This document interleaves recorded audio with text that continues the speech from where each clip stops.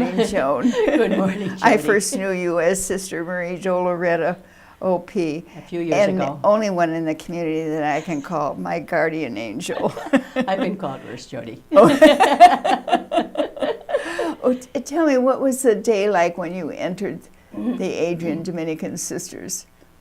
The day itself, Do you the remember? weather, or... Yeah. Do you remember that day? Oh, yes. There were 5 of us from Aquinas Oh. that entered. We got here toward the evening, I think, on the train. I just remember giving the guy $1 tip rather than hand it in when we bought a Coke. And I saved 2 cigarettes. And they got stale. No, Laura Dillon and I the next day went out to the cemetery and finished them off. The prioress did not know. The Who was the Mother General at the time greeted us, and she said to me, Delaplane, of the field. She translated the French part of it. Is this Mother? And then she said, Mother Gerald. And she said, of the field, you are to be a hard worker. Oh, so that's were her opening comments. And her second comment was, you're a little bigger than your sister, aren't you? So those are the 2 treasured words I carried with me into the novitiate. Did you get to know her through the years? You know, the way any of us know her. I saw her as a woman of tremendous faith and zeal for the church. I loved that woman and just admired her.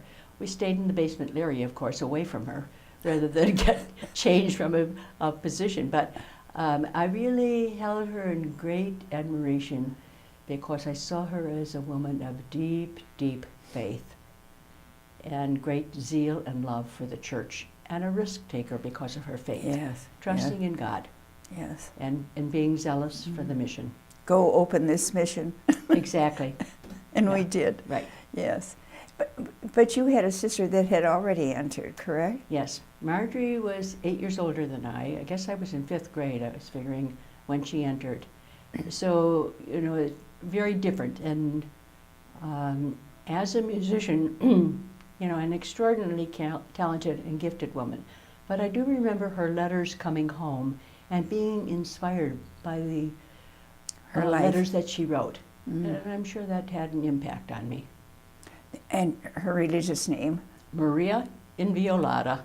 And that was a lot for children to say, wasn't it? Really. You had to take out a second sheet of paper to sign Sister Maria Inviolata Delaplane. Yes. Very, very difficult. And didn't you have another sister Yes. enter? Yes. Maria. She was a year and a half younger than I.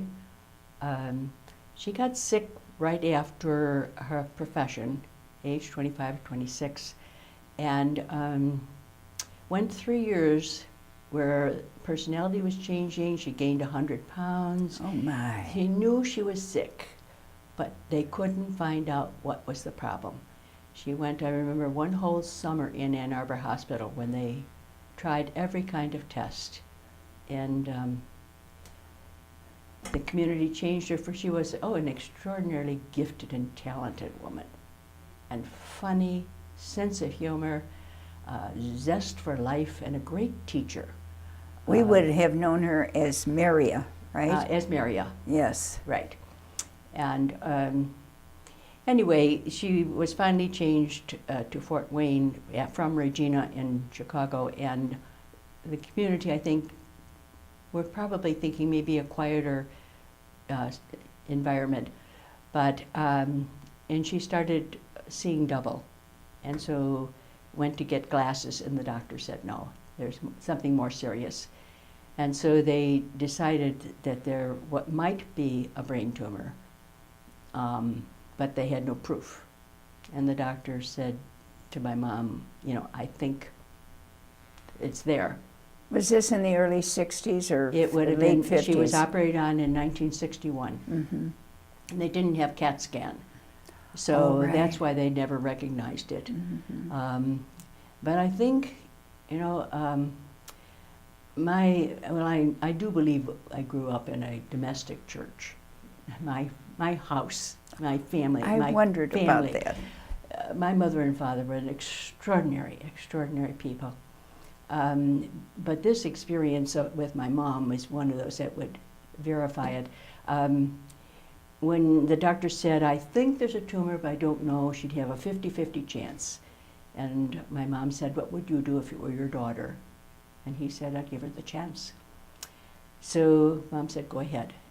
But when they did the surgery, because they hadn't found it early enough, they took the top of the skull off and they couldn't even touch it to determine. He just could see that it was a tumor and growing finger-like through the brain. Oh, God bless her. Closed her up and came out, came out to the room and said, I'm sorry, it is the worst that I could have expected. And he said she may have 5 weeks, may have 5 months. Mm-hmm. At the most, she'll have 5 years. Mm-hmm. If she lives 5 years, the community is going to have to put her into an institution because she's going to get violent because of the location of the tumor. It's heading toward the hypothalamus, which controls the emotions, appetite, all the rest. Mm-hmm. Anyway, that's what I think unglued me. I fell apart at that. I could even handle her dying at age 28, but I could not deal with visiting her Mm-hmm. in an institution like that. Yeah. And my mother sat me down and she said, now you look, young lady, you are all upset about something that hasn't happened. Wow. It may never happen. Wow. She said, we have God's help to get through today. And then this line that I've used so often in preaching and love it.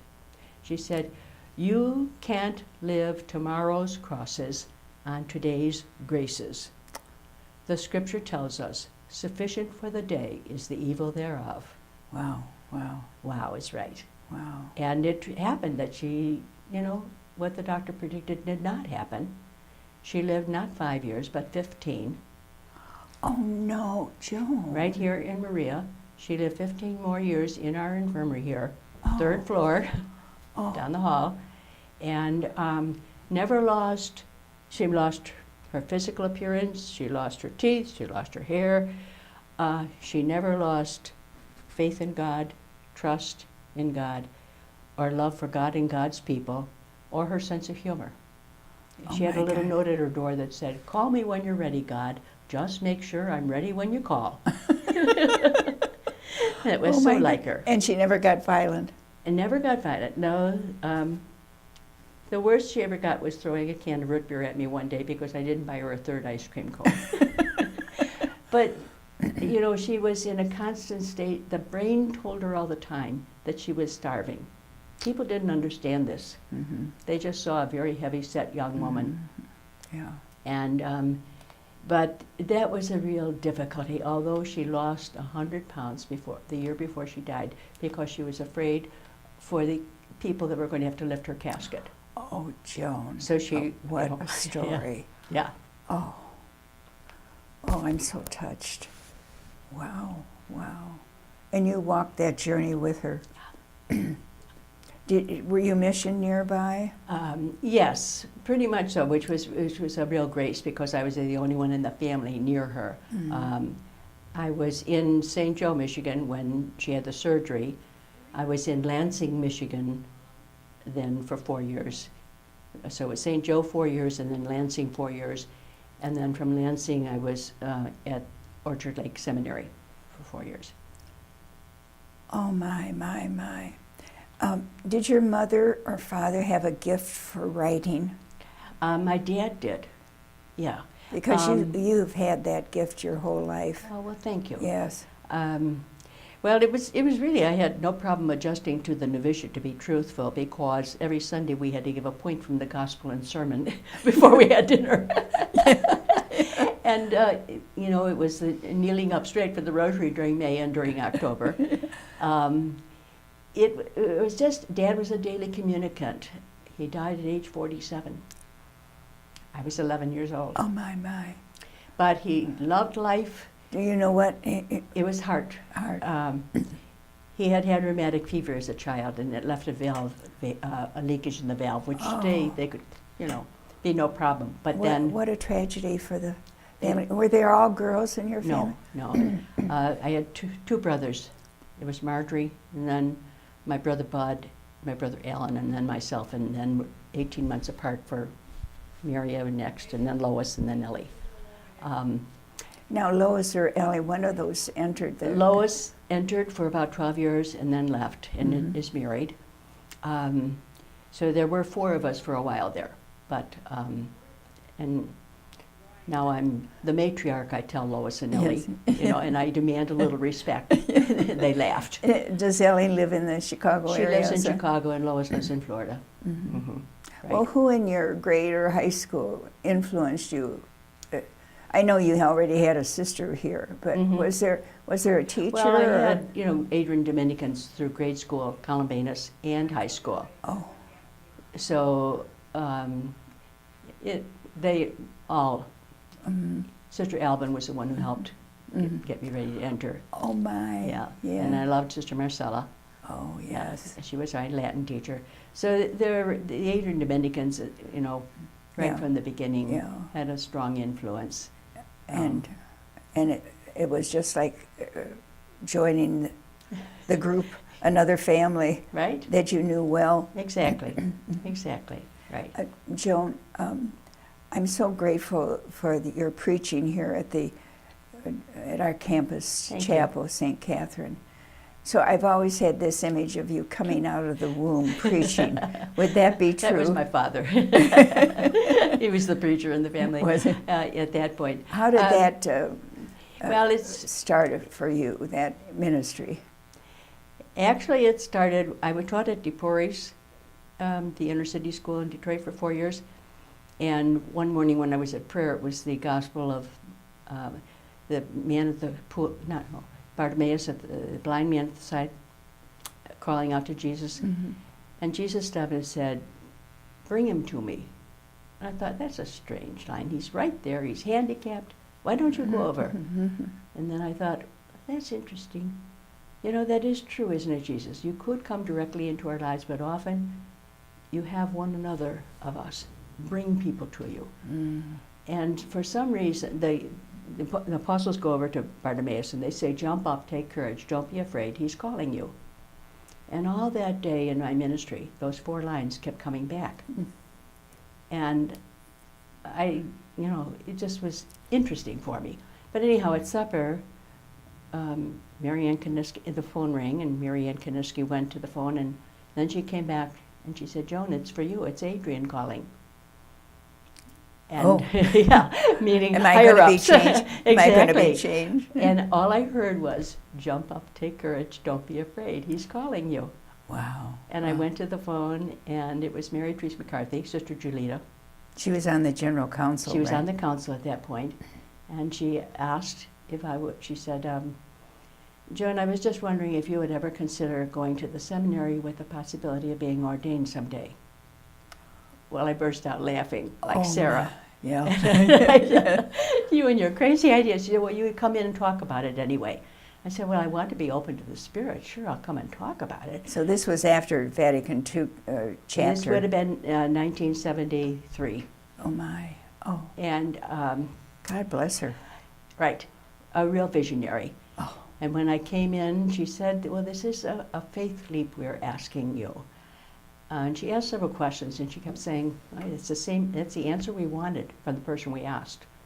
And she said, "It's that sense of community, like the Old Testament, calling forth someone to be the leader Yes. of prayer." And she said, "We don't know where it's all going to go. You may, we're giving you 2 weeks to discern." And then she said, "You know, it could mean that you get there and you realize this isn't your call. Or you could get there, the bishop finds out you're there and you're yanked out. Or you get there and you have 4 years of training and the church isn't ready yet. We don't know. And just Wow. want to know if you're willing to," because she said, "Unless we start and have women ready and willing, it will not happen in the church." That is so moving. Oh, she Wow. was a visionary. Mary Therese was in my crowd, and I loved her. Yes. I just held her in such esteem and still do, and probably one of the ones who had the greatest impact, because I did go home and prayed over that and talked with people, and the only negative response I got was, why Orchard Lake? It was a Polish seminary, you know. But it was the only one. There was one other that would accept women. That would accept a woman in 1973. Mm-hmm. So actually, I was the first woman to finish the MDiv and priesthood preparation at that seminary in 77. Oh my. Mary Tardif went with me, and she finished a little bit after. But anyway, it was an extraordinary gift. And when you want to say, can anything good come out of Nazareth, or can anything good come out of this conservative Polish seminary? But one of the good things was, in answer to your question, I had 4 or 5 classes in homiletics. And when I became the first woman in the Academy of Homiletics, Protestant teachers of preaching, I realized that was an extraordinary kind of thing. Most of my colleagues had one class on their curriculum in a Protestant seminary where they hold up the Word as being the most important, and yet they only had one class. Mm-hmm. And many of them had 25 people in the class. We were a very small group, and we were taught really inductively by doing it. And so it was a result of having all that 4 years of theology, and I had already had a master's in English. So I had all those years of theology and all that background in preaching, and then applied at Aquinas Institute. So again, first time they had a woman on the faculty. Was that in Des Moines at the time? It was in Dubuque. Dubuque. And so we were there 4 years, and then transferred the whole school to St. Louis. So I ended up teaching the preaching for about 25 years, and loved it, absolutely loved it, and felt that that was, again, in the providence of God, my contribution to priesthood, as it were, because we had the training of priests and laity to preach the word. Mm-hmm. And you know, I think of, when I think of Jesus' own ministry, there's one line in Mark where he says, you know, let us go to the neighboring towns that I may preach there too, for that is why I came. Mm-hmm. That Jesus in that line summarizes his whole ministry. Mm-hmm. Not so much, you know, in any of the baptism or, you know, even the healing ministry, although that was a preaching, but it was saying how important this was to bring the good news of God's saving love. Was the core and the heart of the whole thing. And so it was just so important for me. Yeah. Joan, did anyone ever put up roadblocks along the way or condemn you for what you were doing publicly? I wouldn't go as far as saying condemn, but certainly there were, you know, mm-hmm. even right here at Maria, they asked me to come and talk to our sisters and about what we were doing and why. This was after I was there for about 2 years or 3 years. And so I tried to explain, you know, and why this needed to happen and how the studies have been done to prove there's no reason for blockage yet, except the patriarchal system and so on. But anyhow, one of our older sisters said, and what does the Holy Father say? I said, the Holy Father says no. Mm-hmm. I will go with the Holy Father. But you've never had men, priests, or caution you. You know, and even in the seminary, of course. Yeah. We met some very difficult times. Yeah. Yeah. Oh, sure. There were people and professors who mm-hmm. did not, half of them, who did not agree that we should be studying. Mm-hmm. And but our agreement was with Mary Therese, for Mary Tardif and I, that we would do the studying and stay out of the limelight. We would not be involved in any kind of political action mm-hmm. regarding women ordination. Mm-hmm. So it was staying in the background and being prepared and having the credentials. Mm-hmm. And then Mary Kay Nolan and Annalise Sinnott followed us the second year. So there were the 4 of us that went through mm-hmm. all 4 years. Mm-hmm. Amazing. Yeah. You mentioned Mary Tardif. Do I remember that she died at a young age? Yes. Mm-hmm. Yeah. She went on and got her doctorate afterwards, and brilliant woman and mm-hmm. good woman. She stayed in the congregation. Oh, yes. And at her last position. She opened a religious bookstore in Boston, Yes. and yeah, and then she died a short time after that. Yeah. Mhm. Brilliant woman. Brilliant. Brilliant. Brilliant Yeah. and good. Yes. And she was one who had really often thought and wanted to be a deaconess. She wanted to be a deacon. I had never any thought like that, and that's why I said when the sermon time to one of the priests, you know, when I was going through it, I thought, well, if this was a call from God, why didn't I name it and own it? Why wasn't it there? I would never have thought of such a thing. And he said, you know, if when you chose to become an Adrian Dominican sister, if priesthood had been open as another opportunity for you, would you have thought of it? I said, oh, yeah. Ah, yeah. And it dawned on me, you know, he said, Here it you wouldn't are. have crossed your imagination, you know. But I have made my peace with that. You know, our thought when we went there was that by women, and Mary Teresa's thought, I'm sure too, that women becoming part of the priesthood, as it were, that we would help to bring about the changes.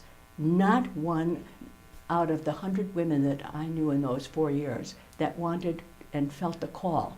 To be ordained. No one wanted to be ordained into this. They didn't see it as a power grab, as it were. We saw it as bringing the feminine dimension to ministry, which was needed in the church. And friend, the Franciscan, who wrote the book Called to Break Bread, and she did a study of 100 of us who were studying for priesthood, feeling the call, and gave us 5 tests, psychological tests, and so on, the same that the men take. And out of that, there's 4 categories, A to D, and she showed how majority of the women were in the A and B bracket, and there were a couple in the C bracket, and 1 in the D, which means would not be a healthy match. Yeah. Out of the 100, Wow, there was wow. 1. And yet, for the men, Yeah. there were many in the B and C bracket. So she just did a comparison, which was very fascinating. But it kind of reinforced the fact that how we were seeing it, we weren't seeing it in terms of power. We were seeing it in terms of the feminine dimension of ministry, which was so important. Yeah. Well, aren't you in awe when you have time now in your retirement years to know how many lives you've influenced, preachers, and the Dominican men, I would presume, Yes. Yeah. that are out among the Yeah. the crowds today preaching. Right. Yes. Exactly. Yeah. And it's, you know, it's another way why I have so much peace with the whole thing is I think that my goal was never to be ordained. My goal was always to be able to respond to the work of the Spirit for me. Yeah. And empower others. And I've been able, through that whole 4 years of study, I've been able to use the gifts and know the background. None of that was lost. It Yes. isn't a case of it was a waste. Yes. It's just being utilized, and the way God works with crooked lines, Yes. you know, wondrously. And that all the education and training to be able to be utilized both in this preaching for 25 years, teaching the preaching, but also after I retired in 2002 from teaching, I went into the ministry of spiritual direction and retreat work. And again, I had 25 people in St. Louis, Protestant and Catholic, ordained and lay, men and women, and it was wondrous, just a wondrous way. And again, the use of all the background and training that I had been given. Yes. You know, and I remember sitting there praying one day before one of the directees came, saying, "Oh God, I just feel so inadequate for this ministry." And I heard, That's because you are, dear. I burst out laughing, and I thought, oh, okay, keep it straight. It's all your work, and just stay out of your way. And then I heard, because the next my prayer is always then, help me to hear at a deep level, underneath the words. Where is your spirit really at work there? Help your spirit within me to call that forth and respond. And I heard, give me a break, Joan. Will you go get your hearing aids? I had left them in the other room. So do I have this correct, that when, after your 4 years at Orchard Lake, you went right away to Dubuque? Yeah. Did you have to apply, or? To Dubuque, yes. Yes. I had tried out for 2 other positions, and that's too long a story, but that fell through. And so I didn't know where I was going to go with all this training in gifted. And I saw a little ad that said Aquinas Institute is looking for a teacher preacher. And so I sent my resume. Nothing ventured, right? Yeah. And they called and said, we've interviewed 4 Dominican men, but if you're willing to come, we're not going to interview anyone else if you're willing to come for an interview. So I went and interviewed, and Amen. The rest is history. And how many years were you in 25. 25. Oh, and didn't they name a building or room or something? Well, there's the preaching lab is now the Delaplane, which studio, which is lovely. Wouldn't your mother and dad be proud? Yes.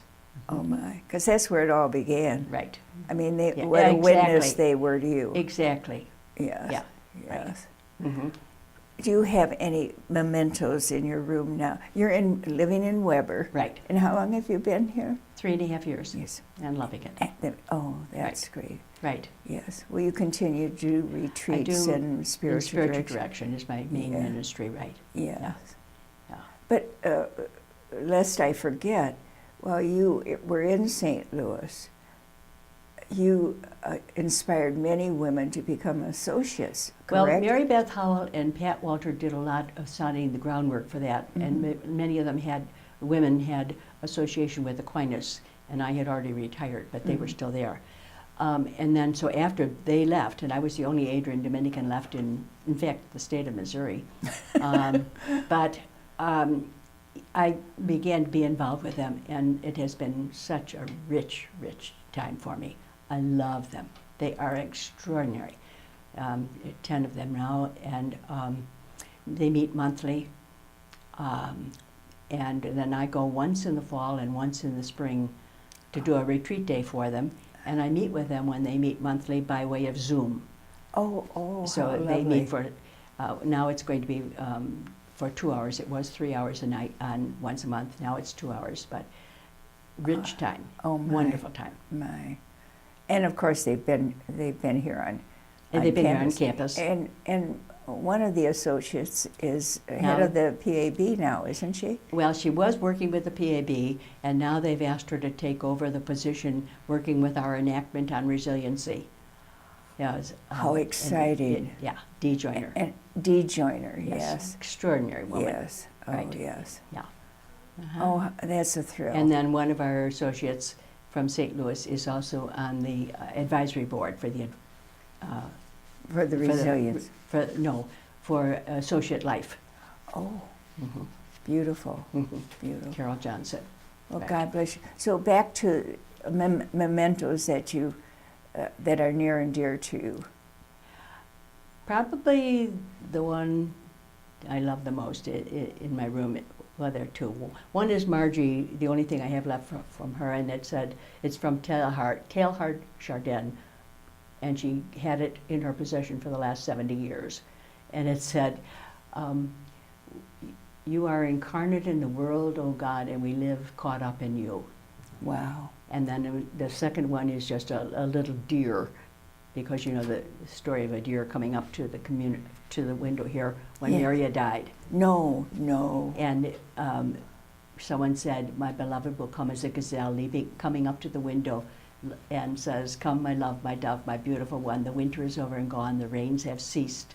The spring has arrived. Yes. It went across our campus, broke in through 2 windows near our dining room there on the passageway into my gosh. Regina, and it limped off into the woods and was never found. And anyway, one of my seminary friends at the time told me that for the Native Americans, the deer is a very sacred animal, and that when you see a deer when it ordinarily does not appear, Right. stand still, for the Great Spirit is trying to communicate. And I believe that strongly. I So do my too, friend yeah. Agnes, who was a Holy Redeemer sister, I went to do a retreat for her community, and we drove and went down a little early. We drove down to the ocean, and she was telling me that when she, after the retreat, she was going back to Germany, and yet she was concerned because her sister-in-law was 33 and dying of cancer. And she said, I don't know what to say to her. And she said, my brother is so crazy about her, I don't know what to say to him. I said, Agnes, I don't know what you say to either of them. I only know that they're probably treasuring every moment of every day as gift. And here you and I are driving along. We could be in a car accident. We could be going like this. Mm-hmm. Question is, do we treasure the gift of the day and one another? I got the phone call 2 weeks later. Agnes was killed in a car accident in Germany on the way to visit that sister-in-law. Oh my God. And she knew the story about Maria and the deer.